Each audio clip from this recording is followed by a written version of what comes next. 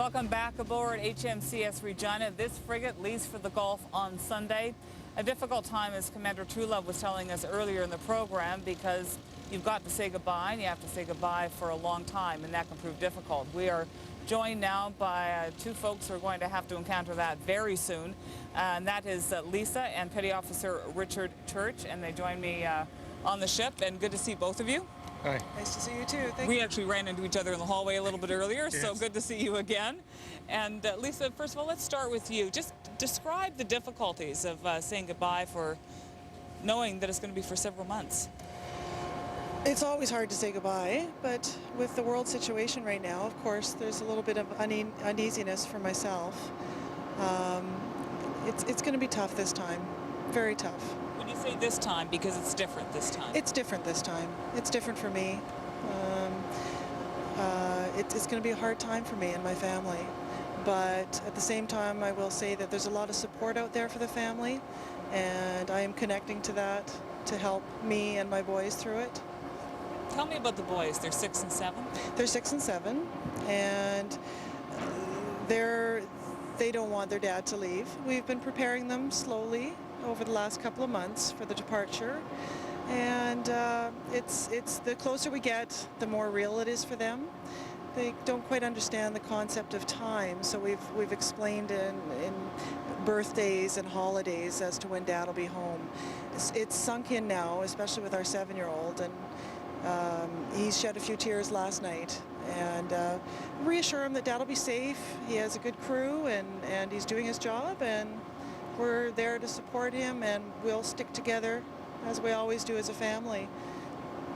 Rick, that's something you and I were talking about earlier as well. It's so hard to explain, especially when they're 6 and 7, because you know it's an eternity. The time you're going to be away must seem like forever to them. Yes, it's hard for them to concept the time frame.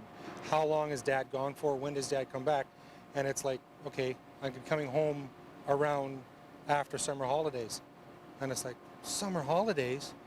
And maybe even longer after, closer to when they go back to the next grade. And it's been slowly counting down to how many days left for sleeps, 6 sleeps, 7 sleeps, and such. And it's been very hard for them. It's been hard on both of us, but it's hard for them to concept the time. Yeah. You know, it's interesting listening to Lisa, because she's saying this is different than previous missions. But when you talk to you folks in the military, oh, it's just another mission, this is our job, you guys are always so stoic.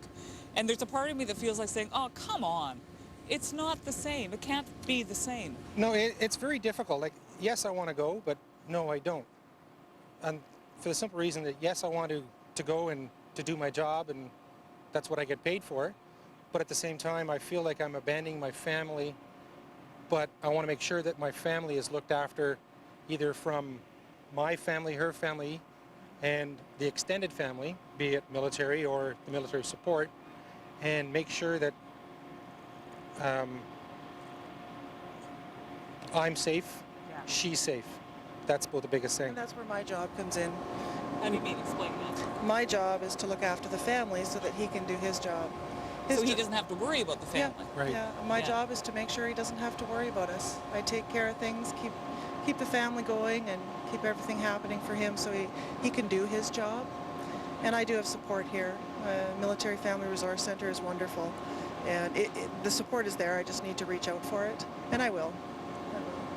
Now, you've been doing this for 22 years, right? 22 in May, right. This is different. This is different. This is my first extended time away from my family. Yes, I've done a couple of months here, 2 months there, 2 weekers, but this is my first big trip. And And the mission could change as you sail. exactly, we don't know what's going on, but our commanding officer will keep us informed. You know, as soon as he knows, he lets us know. That's the way he's been working it. As soon as we find out, he lets us know right away. But that's it for you too, right? Because you know the mission could change. I know the mission could change, but the one good thing is that the military is keeping the families informed every step of the way. Every step of the way. There's nothing that I'm worrying about. Well, there's nothing I'm wondering about. They're All your questions are being answered. every question I have has been answered.